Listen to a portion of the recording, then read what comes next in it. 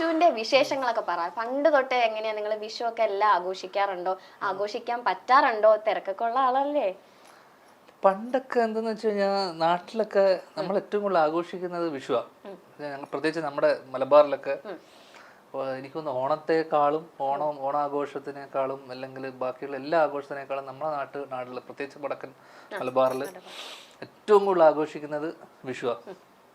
അപ്പോൾ അതിന്റെ പ്രധാന കാരണം ഈ വിഷുവോട് ബന്ധപ്പെട്ട് നിൽക്കുന്ന കുറെ ചെറിയ ചെറിയ ആചാരങ്ങളൊക്കെ ഉണ്ടല്ലോ എന്ന് വെച്ച് കഴിഞ്ഞാൽ കൈനീട്ടം, കാശ് ഫണ്ട് വരുന്ന സമയം, പിന്നെ പടക്കം പൊട്ടിക്കല്, പിന്നെ മെയിനായിട്ട് ഫണ്ട് എന്ന് വെച്ചാൽ പ്രത്യേകിച്ച് അവധിക്കാലമാണ്. അപ്പൊ അവധിക്കാലം ആകുന്ന സമയത്ത് നമുക്ക് എല്ലാവർക്കും അല്ലറ ചില്ലറ ആവശ്യങ്ങളും, ഏപ്രിൽ മെയ് എന്ന് പറയുന്ന സമ്മർ വെക്കേഷൻ ആണല്ലോ.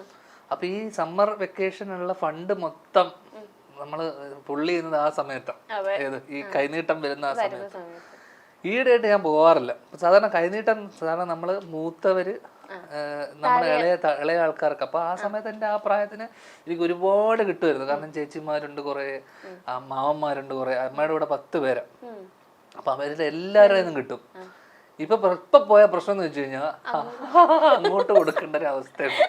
അതുകൊണ്ട് ഇപ്പൊ വിഷു ആഘോഷം എനിക്ക് എന്തോ പൊതുവെ ഇഷ്ടമല്ല. കാരണം പറയല്ലേ ധ്യാൻ ചേട്ടാ, നമുക്ക് ഒരു സമയത്ത് ഇങ്ങോട്ട് കിട്ടുമ്പോ നമുക്ക് പറ്റണ സമയത്ത് നമ്മൾ അങ്ങോട്ട് കൊടുക്കണ്ടേ?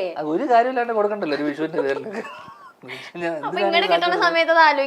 അന്ന് കറക്റ്റ് ആയിരുന്നു. ഇന്ന് ഞാൻ അത് ആലോചിക്കുമ്പോൾ ശരിയല്ലെന്ന് എനിക്ക് തോന്നുന്നു. ധ്യാൻ ചേട്ടൻ കളക്ട് ചെയ്തിട്ടുള്ള പൈസ എമൗണ്ട് ഓർക്കണ്ട?